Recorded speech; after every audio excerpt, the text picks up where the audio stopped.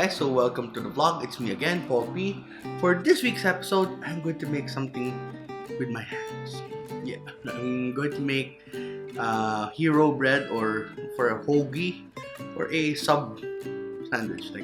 It's basically something like a baguette that has a fluffy center and a crusty outside. Why am I making this bread? Because I told you in the last episode, I'm going to make spaghetti with meatballs. Now, in Canada, where I actually learned how to make this, we also serve it with bread.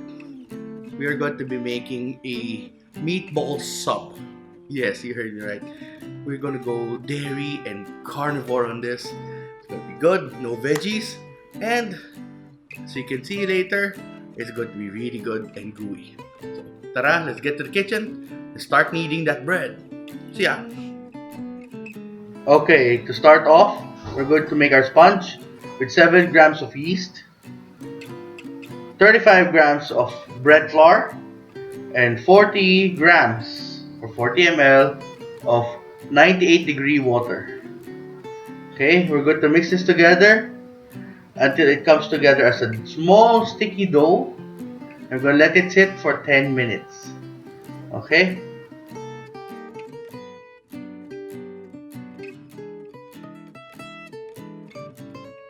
After the 10 minutes are up, we're going to add in 210 grams or 210 ml of lukewarm water to dissolve that sponge.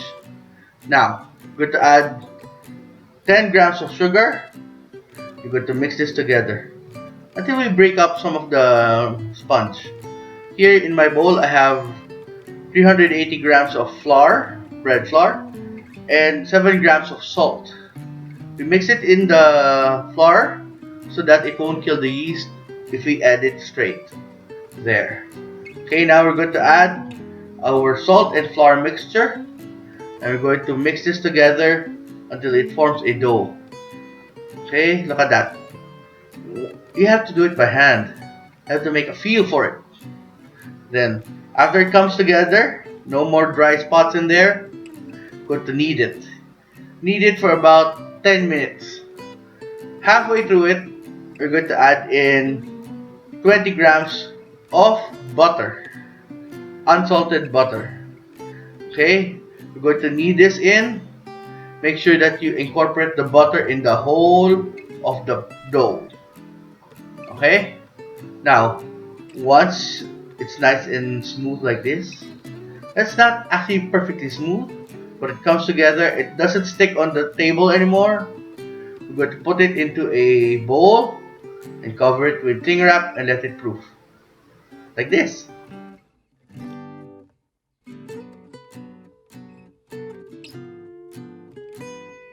After letting it proof for about an hour and a half, it has doubled in size. We're going to take care of it, remove it from its cocoon, and we're going to smash it in. Just kidding. We're degassing it, and then we're going to move it on to the table, and we're going to divide it into pieces. Now, each piece, roughly this will make 4 loaves. We're going to cut it into 4, and the nice thing about this is this. Once you cut it, look at that. So satisfying. There, we're going to cut it into 4, and then we're going to make each quarter into a tight ball and let it proof for the second time. There, look at that. Okay, how do you do that? You get one, you fold all the sides in, make sure one side is super smooth, and put it all together, tighten it, roll it into a ball, and that's it. I'm going to put this in a parchment lined baking pan and going to let it proof. Do the rest and cover it with another baking pan, making sure it doesn't get dry. There. So after it proofs, we're going to get one of those balls. Okay, we're going to flatten it out. So you get the skin side down, flatten it out. Make sure you flour your fingers so it won't stick. Flatten it out. Now here's the technique. Fold, push, fold, push, fold, push. and fold and push. Now, we're going to try and seal this by pinching the dough closed. And then from there, we're going to roll it to an elongated shape. We're going to let it proof again for another time. Now, once you proof this, we're going to bake it. Now to proof this, we're going to let it sit covered with another pan for about 40 minutes. There. After the 40 minutes, we're going to score it and we're going to spray it with water. That's the secret for getting that crust. Now, we're going to bake it at 350 degrees for at least 20 to 25 minutes until it's golden brown delicious. There. Spray it and spray the inside of the oven while it's baking too. Okay?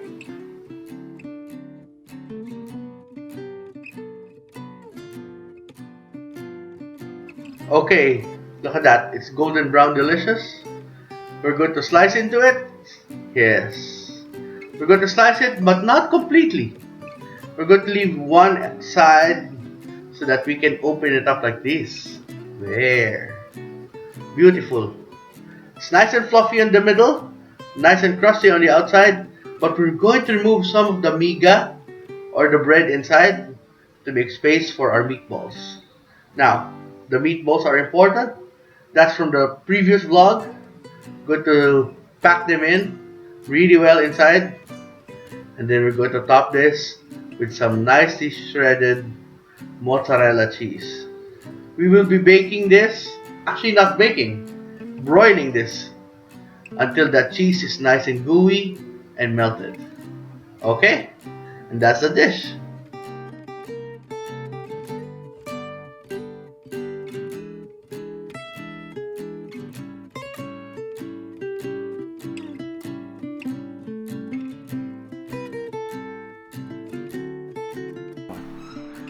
Okay guys, so we finished baking. Well, technically I'm baking, so it's basically made bread. Now, funny thing is, I made 4 loaves. Out of the 4 loaves, one came out beautiful like this one. And the other 3, actually 2 of them popped. The other one will be used for my breakfast tomorrow. And the other 2 will be used for croutons when I make salad. So, let's get to the sandwich itself. Here it is, look at that. It's a bit burnt here because I kind of put it too close on the broiler so I can get that nice melty cheese in the middle. Look at that. Ooh. Let's see if we can get a nice cross section on this. Oh, you can hear that crust. Yeah, huh? Look at that. Now let's go. Cheese stretch. No cheese stretch. It's already cooled enough. But still, it's gonna be good. And that, guys. Get nice tomato sauce soaking into the bread. And then that nice cheese. Same here. So, we're gonna give this one a try. But that's nice and juicy too.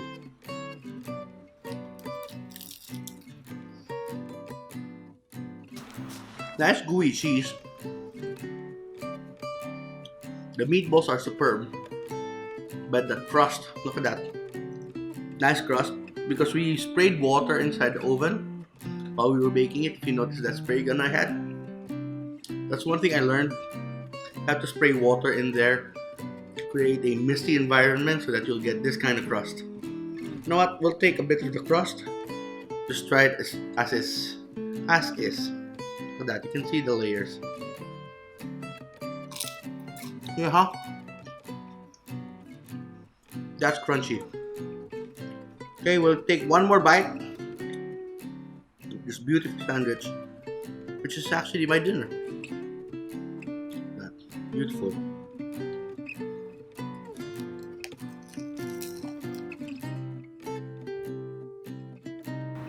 That's really good bread. You know that it's good that when you bite into it, you get flavor immediately from the bread. Like, it's not supposed to taste yeasty, but you're supposed to taste really fluffy, good bread. And it's complemented with that tomato sauce and that meatballs, the herby meatballs, then that gooey cheese.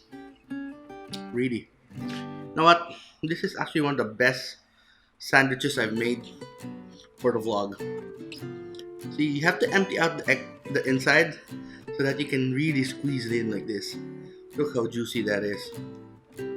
Okay, so I see that this is actually a success. So for those who want to learn how to make this, I'll give you the measurements as I write it in the description below or in the comments so it can fit. And then I basically learned how to make this from my uncle in Canada, and I'm sure he's gonna be watching this. And Tito, thanks for the recipe. So that's it for the vlog. Thank you for watching. Don't forget to like and subscribe. If you have anything you want me to check out, I can't go dine in yet or dine out yet because my mom just got her first dose. I'm waiting for a second dose so you can join me and I go visit new restaurants for us to enjoy. So till next vlog, see you in the dining room and in my kitchen, and tara, kain tayo. Bye bye!